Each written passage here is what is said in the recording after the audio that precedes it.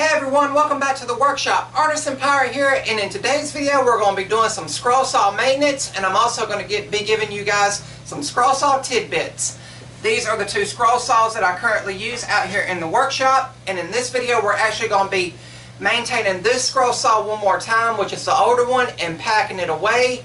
I hate to pack it away, but as the shop evolves and as my needs for the shop evolves, I don't see the need to have both of them set up side by side, so I'm going to pack this one away. But before I do that, I'm going to give it some love and go on and lubricate it one more time. But we're going to lubricate both of these scroll saw blades, and I'm going to show you guys how I maintain it. The first thing we've got to do is remove the covers on the sides of it, so let's do that now.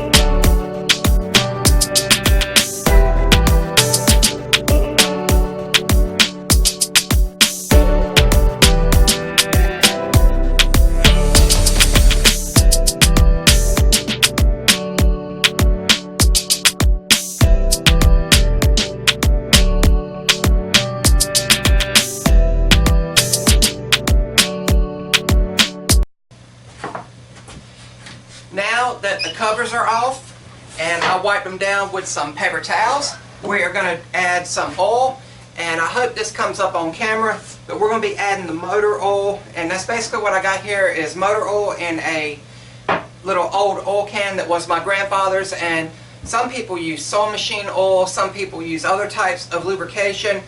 Motor oil has always worked for me and it's never caused me a problem, but we're going to add it here and here, basically anywhere that's got a moving part.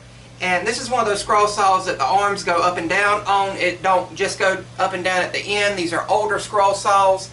And the scroll saw I'm packing away is actually a 2-speed scroll saw. And the scroll saw that you guys see me use all the time in videos is basically the next model after this one.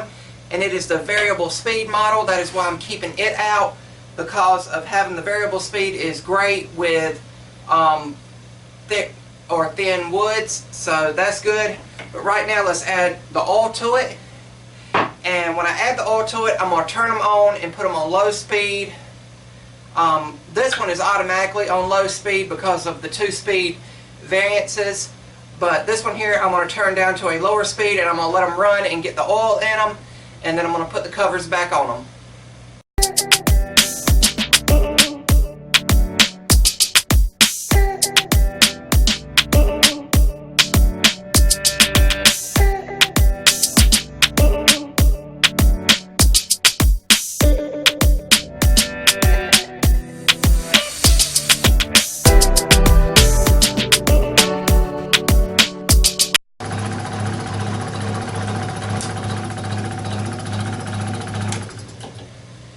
Now before I put the covers back on them and I pack this one away and go set this one back up, I want to show you guys something that's really interesting, and I actually need something with a point. I'll use a screwdriver. Scroll saws most of them come with dust blowers, and if you can see this, I have a tennis ball wedged under the bottom arm right here, and that is because the dust blower, which is the bellows, which is right in here, has dry rotted on this one, on the older scroll saw. And so basically what I done was took a tennis ball to the drill press, drilled a hole in it, and put the air line in it, and then wrapped it back around through, and it works perfectly. So if you have an older model scroll saw like this and the dust blowers become ineffective, put a tennis ball under the bottom arm and put the line through it, and you're good to go, and it's just as good as new.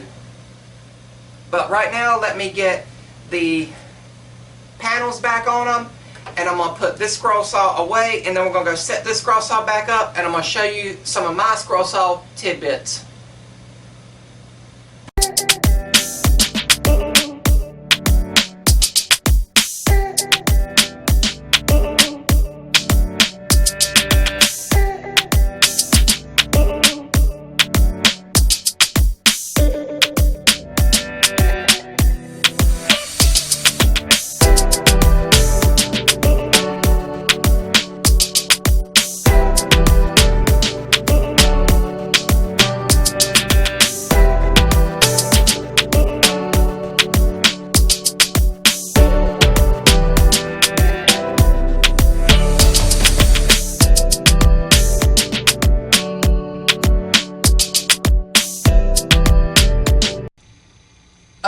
now have my scroll saw set back up the way it usually is. A lot of people ask why I have it on such an angle, and that is to reduce neck strain. I sit down, as you can see, while scrolling. For years I scroll sawed standing up, but then I transitioned to sitting down. I also got a foot pedal, which I'll show you guys using it in a minute, but it's a lot more comfortable for me. About 80% of what I do out here in the workshop is scroll saw work, so being comfortable is essential. And I also have a bucket at the end of this table down between my feet at the bottom of this stool, which when I take the piece up, 90% of the time the scrap piece will slide down the table and land in my little scrap bucket, and then I just have to go pour it out when it gets full, so that's nice.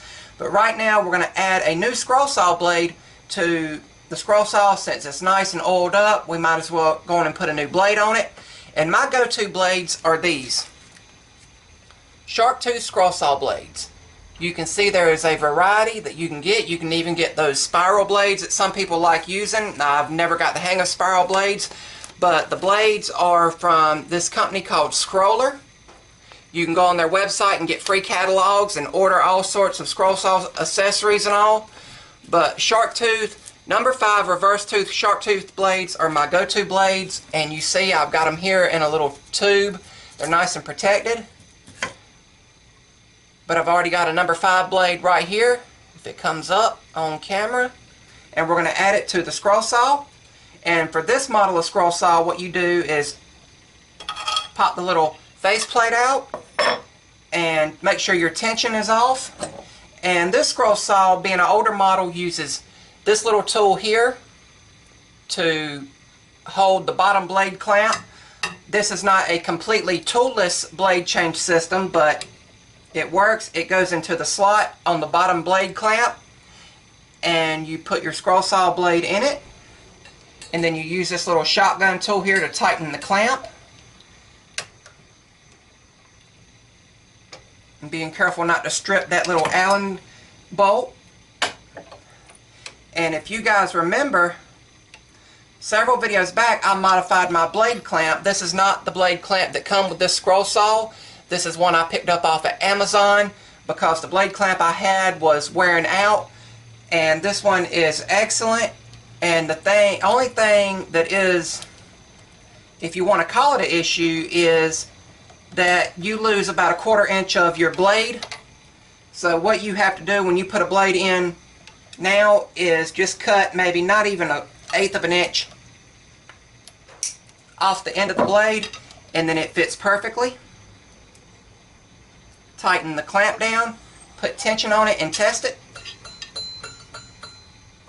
Nice and secure. You put the faceplate back in and you're ready to rock and roll.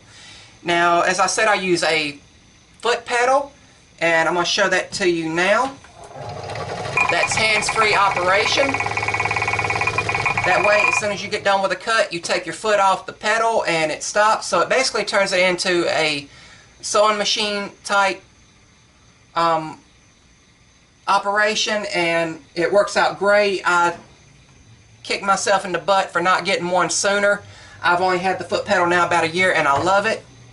But what we're going to do now, the backs of scroll saw blades are usually rough and square. So what we're going to do is just take a file, put pressure on the foot pedal to turn the scroll saw on, and just file the back side of the scroll saw blade to get it nice and smooth. It really helps going around hairpin turns when you're scrolling.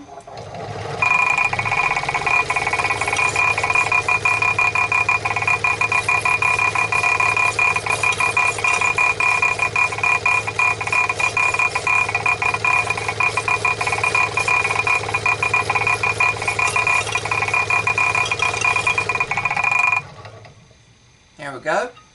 And I can really feel how that smoothed that out, and it really helps to do it, especially if you're using the thicker blades like a number 12 blade for compound cutting or something. It really helps with those. But this is my scroll saw setup, guys, and I hope you like it. Again, this is my scroll saw setup. I am rocking the Delta Machinery Shopmaster 16-inch variable speed scroll saw. We just packed up the 2-speed variable speed scroll saw, and it gave me lots of years of service. I'm keeping that scroll saw even though I'm packing it away, because that was the scroll saw I really learned on. And then my grandfather got this one for me, which is the variable speed model, and I can never thank him enough. And I've been using this scroll saw now probably 15 years. I started scrolling when I was 14 years old. He brought me out here and taught me how to do a lot of stuff. And the scroll saw is just what I took to. Remember, each scroll saw is going to have its own set of maintenance rules, so just go through the instruction manuals and make sure you're maintaining your scroll saws right. I think for this scroll saw, it's supposed to be re-lubricated every 8 to 16 hours of use. And for me, that's more often than not because, again, this is the tool I use the most. But if you've learned something here today, I encourage you to hit that like button, share this with your friends, and even subscribe to my YouTube channel. Remember, guys, if I can make it or do it, so can you. Never be discouraged to try something new. Until next time, guys, I'm the Artisan Pirate. Take care, and I'll see you guys real soon.